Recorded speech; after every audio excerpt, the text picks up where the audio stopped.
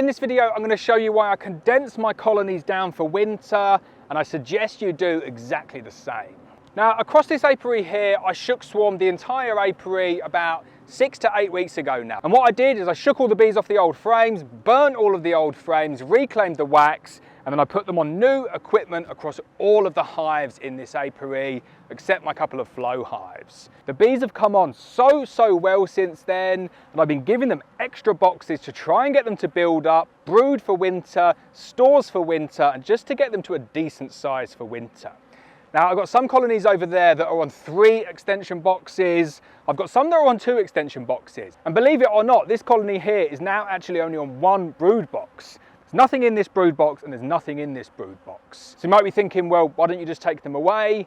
And I can take them away, but not before I've done this video. It's a very important video, and one that can potentially save your bees from dying over winter. So all of these nukes, as I said, they got shook swarmed. I've been trying to build them up, but the rate in which some of them build up is a little bit different.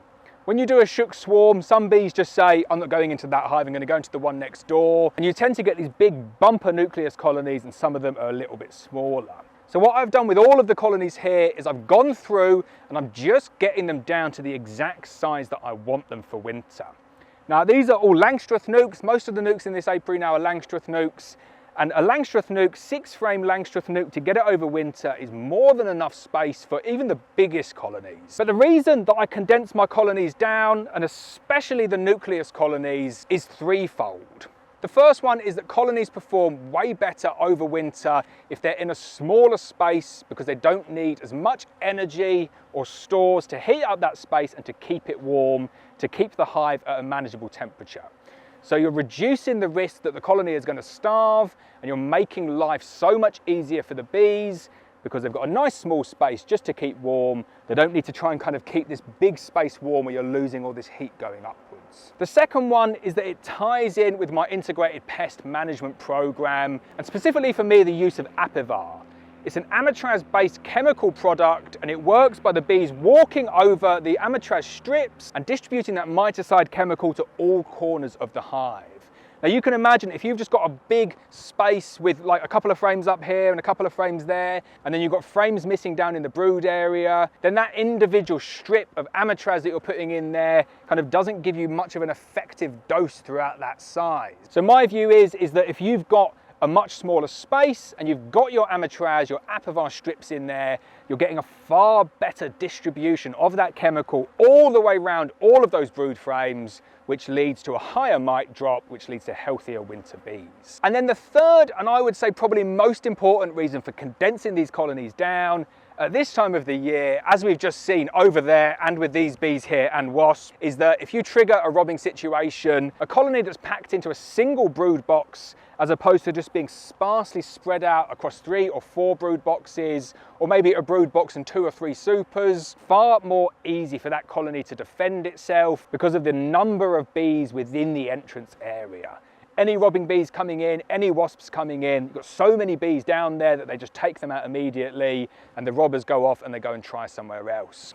If you've got them interspersed and bees everywhere and loads of space, the wasps just come in, and as soon as they come in and start taking what they want, it's a really difficult situation to get away from. So I'm going to show you inside this one. This was at one point over 2 boxes. So obviously earlier on in the season, I'm trying to get them to build up, and they filled the bottom brood nest, and it was like maybe the first week of August, and I thought, well, I'm going to give them another brood box, because say we get 3 or 4 weeks of beautiful weather, I don't want to risk them swarming, and I want to get my frames drawn out, and I want to get them to produce their own stores for winter. So I'm not saying to do this in July, I'm not saying to do this kind of first week of August, do this at the end of the season. I'm doing it around the middle of September. So I've given the bees a chance for expansion. They didn't take that chance, and now I'm pressing them back down into the smallest possible space they can get into. So as you can see, top box is just completely empty. Second box as well, completely empty. And then what I've got down here is a plastic crown board that's separating the bees from all of that space above and the actual working hive below. So you can see there now we've got a very good sized nuke. They're packed in there, but they're not overly packed in there. I've got some that are considerably more packed than this. Got my Apivar strip in there as well.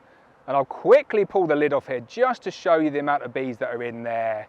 And I would say this one here is about average in terms of packing them in. So easily covering 6 frames into the feeder as well. So that's always a good sign that there's a little bit of overflow. They're probably a little bit too big for that 6 frames.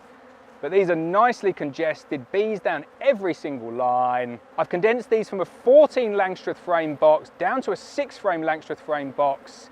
And the bees are very, very happy and doing very well. So you might ask why the boxes are still there. Trying to keep all of my equipment really quarantined at the moment. The robbing bees are back as well over here. So I'm keeping the used boxes on the used hives. I'm going to backfill it with a little bit of insulation later on in the year. But as long as I've got my plastic crown board on there like that, the bees can't get up into that space.